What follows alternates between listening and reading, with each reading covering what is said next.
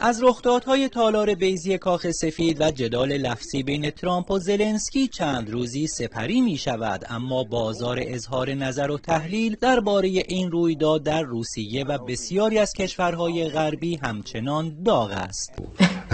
روس‌ها خوشحال از تحقیر زلنسکی در واشنگتن این اتفاق را بیانگر عقلانیت در هیئت حاکمه آمریکا می‌دانند. ترامپ اون پراگماتیک.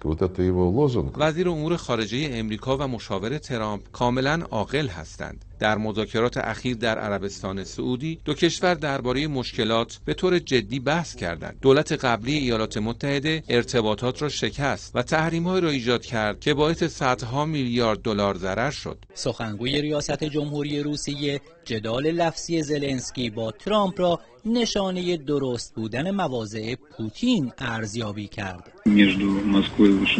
زلنسکی روز جمعه کمبود مهارت دیپلماتیک در کاخ سفید را نشان داد. این اتفاق همچنین نشان داد که رسیدن به صلح از طریق مذاکرات مسالمت‌آمیز در اوکراین چقدر دشوار خواهد بود.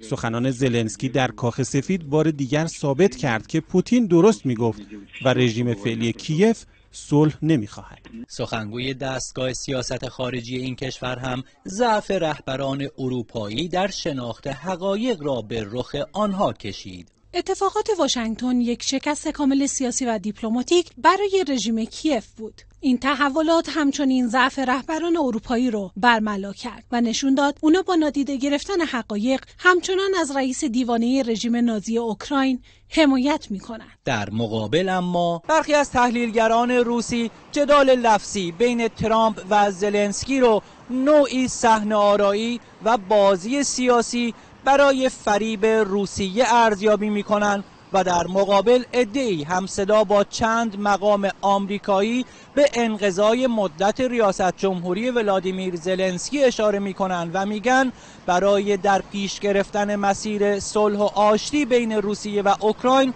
زلنسکی باید از قدرت کناره‌گیری کند و رئیس جمهوری معتدل و میانه‌رو زمام قدرت را در اوکراین به دست گیرد.